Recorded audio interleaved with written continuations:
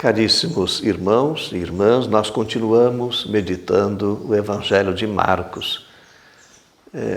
Marcos, ele não conheceu Jesus pessoalmente. Ele foi um discípulo de Paulo, também deve ter tido algumas influências de Pedro. Nós encontramos nos Atos dos Apóstolos informações sobre Marcos ou João Marcos.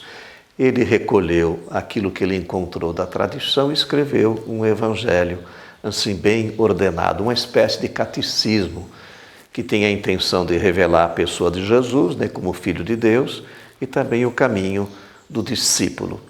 E nesse domingo, Marcos apresenta Jesus como um mestre de ensino.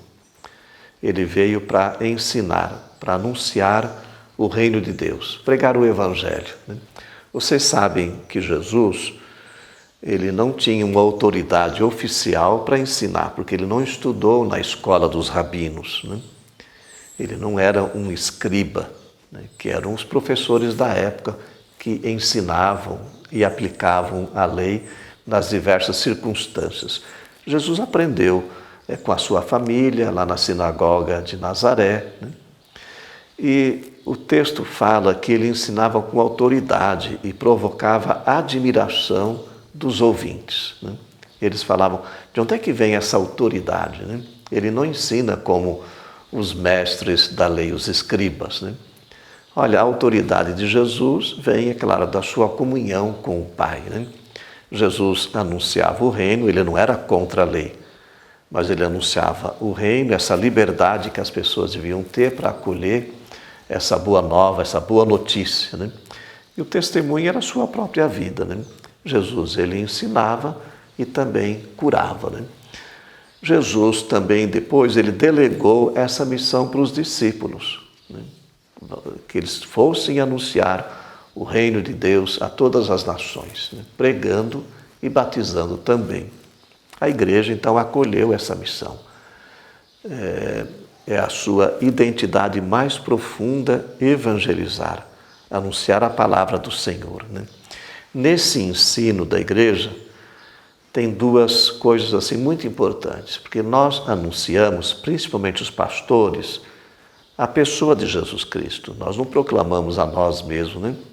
Proclamamos Jesus vivo, né? Ressuscitado. Pregamos o Evangelho de Deus. Então essa é uma lição muito importante, né? Nós não somos donos do ensino e donos da palavra. Nós proclamamos aquilo que Jesus nos pediu, né?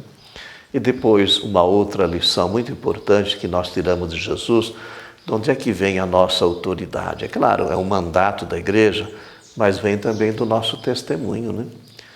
Nós devemos pregar aquilo que nós vivemos. Eu me lembro de um santo, ele era padre na época, Damião de Vester. Nós falamos Damião de Molokai. Hoje é um santo, foi canonizado pela igreja. Esse homem foi enviado para evangelizar numa região muito difícil, né? Nas ilhas do arquipélago do Havaí, ilha de Molokai. Para lá eram levados leprosos, na época não tinha remédio, era uma doença terrível. Eles eram praticamente deportados para essa região, né? E ele sabia que se ele fosse fazer um trabalho naquela região, ele poderia contrair a lepra. Foi o que aconteceu e acabou morrendo por causa disso. Numa ocasião, um pastor fez uma coleta de alimentos e levou, né, para aqueles pobres da ilha de Molokai e viu o trabalho do padre Damião.